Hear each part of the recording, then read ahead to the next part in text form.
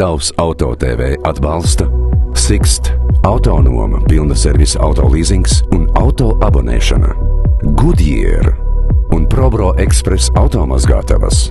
Tikai 96 sekundes un jūsu auto ir tīrs.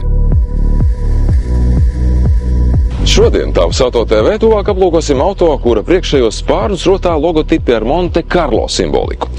Šis nosaukums daudziem no mums asociējas ne tikai ar vienu no bagātākajām un vienlaikus mazākajām valstīm pasaulē, Monako, bet arī ar vienu no senākajiem rallijiem pasaulē. Pirmo reizi starts šiem rallijiem tika dots jau 1911. gadā. To izveidoja Monako princis Alberts I, lai popularizētu Monte Carlo kā tūrisma galamērķi. Savukārt Škoda šo apzīmējumu savā aprīkojuma līmeņa sarakstā ir iekļāvusi, lai atgādinātu par šīs čehu kompānijas saikni ar autosportu.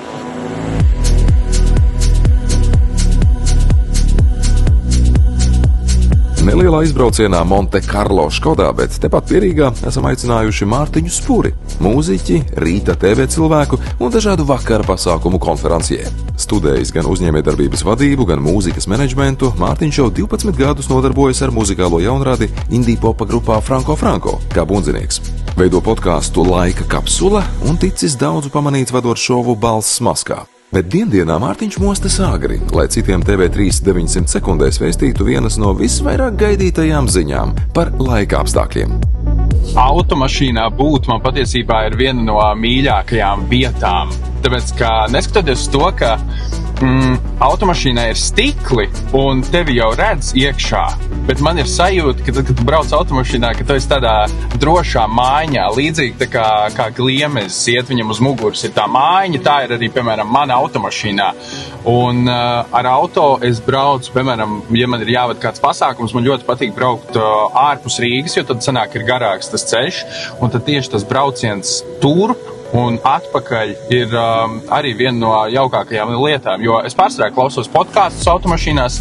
Automašīna ir pagaidām vienīgā vieta, kur es mēdzu diezgan skaļi dziedāt, un jā, tā ir tāda laba sava mazā pasaule, kur būt starp dažādiem darbiem un notikumiem, tā kā man patiesībā auto ir ļoti tūs. Es neesmu auto eksperts tīri tādā tehniskā ziņā, bet saturiski auto man ļoti patīk.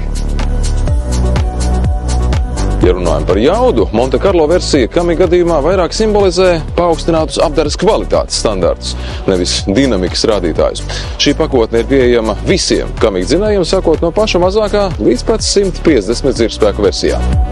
Godīgi sakot, es uz mirkli domāju, ka šī ir elektroautomašīna uz mirkli, jo es mēģināju saprast, es nedzirdu to skaņu, kas ir pierasta, kad tu ieslēdz automašīnu un labi, tas ir varbūt cita veida auto. Viņš ir ārkārtīgi kluss.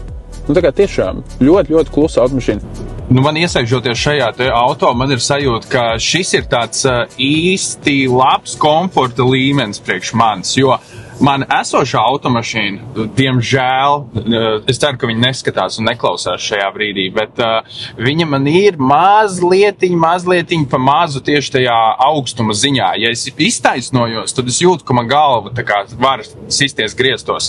Šeit es pat pacēlu krēslu, un es esmu iztaisnojies, un es jūtu, ka man nekas nepieskars griestiem. Tā kā man par to ir liels prieks. Man nenormāli patīk šī stūre, kuru es turu šobrīd. Žēl, ka skatītāji nevar izjust, kāda ir tā stūra, bet ārkārtīgi patīkams materiāls. Ļoti ērta, burtiski. Un es varētu tiešām teikt, ka šī ir viena no manām top 2 stūrēm. Lai gan daudziem varētu šķist, ka Kami ir neliels auto, jo būvēts par pamatu ņemot Volkswagen MQB A0 mazās klases platformu, to pašu, ko izmanto gan Fabia, gan Scala, gan, piemēram, Volkswagen T-Cross, šis auto ir gana ietilpīgs. Tajā, pateicoties paaugstinātam klīrencam, ir ērti iekāpt, un arī nonākot tā salonā, jums nebūs jābaidās no klaustrofobijas laikmēm. Esot šajā automašīnā, man nav sajūta, ka viņš ir mazāks auto. Es jūtos tā, kā es būtu, labi, es nevaru teikt džipā gluži, bet tādā mazā džipa versijā, ka mans garais augums šeit jūtas ļoti ērti. Vēl pāris fakti, kuri varētu izcelt Kamik Monte Carlo pozitīvās iezīmes. Šobrīd pie Škoda oficiālajiem dīleriem Latvijā, un tādi tie ir 7. Ne tikai Rīgā, bet arī Liepājā, Daugavpilī, Valmierā un Jelgavā. Kamik ar 1 litra TSI dzinēju un 7 pakāpju 2-sajūgu DSK pārnesuma kārbu ir nopērkams par 26 770 eiro. Šajā cenā jau standartā ir iekļauti gan LED priekšējie lukturi, gan bezatslēgas piekļuves un dzinēja iedarbināšanas sistēma, arī tonēta stikla panorāmas jumts, priekšējo sēdekļu apsilde, vējstikla tīrītāju sprauslu apsilde un bezvadu Apple CarPlay. Nē, nu jā, tik patīkama amortizācija. Tā ir lieta.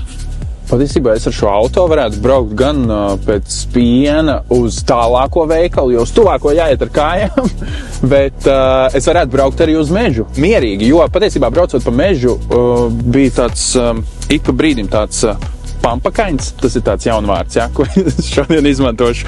Un sajūta bija, es neteikšu tā kā, wow, superīgi, jo visi grib braukt pa taisnu vienkārši ceļu, bet priekš apstākļiem, manuprāt, šī automašīna lieliski tika galā ar šādu mazliet sarežģītu ceļu.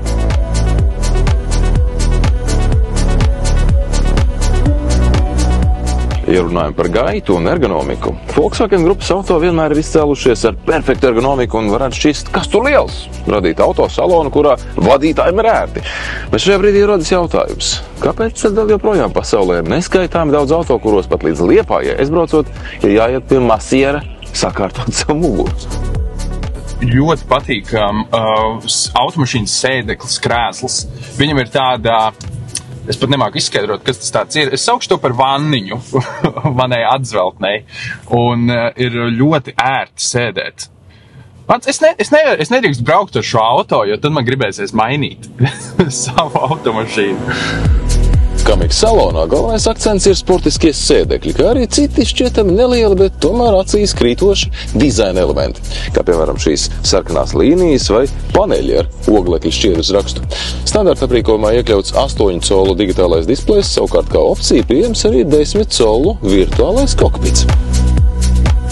Man svarīgi pērkot automašīnu, lai ilgtermiņā būtu ekonomiski nosacīti izdevīgi, lai es varētu pārvietoties no punkta A uz punktu B un samaksāt par to tādu kaut kādu vidējo summu, lai man nav tā, ka es maksāju tikai par jaudu, piemēram, jo man jau tas ikdienā, ja es nebraucu drag reisu un nepiedalos filmā Acis un žēlastības, tad tas nav tik būtiski kopumā. Tas, ka Škoda ir daļa no Audi, Volkswagen ģimenes, tas man īstenībā bija arī liels pārsteigums. Man šķita, ka Škoda ir vienkārši kā Škoda, kaut kas pilnīgi tāds individuāls, atsevišķs, bet godīgi sakot, un varbūt pat negribas tā teikt, bet tas kaut kādā veidā strādā, ka man tas mazliet pacēla Škodas līmeni nedaudz augstāk. Bet tas iespējams ir tā stereotipiski, bet es nevaru noliegt, ka tas iedeva kaut kādu sajūtu, ka man ieinteresēja Škoda, daļa no šīs ģimenes, tas ir forši.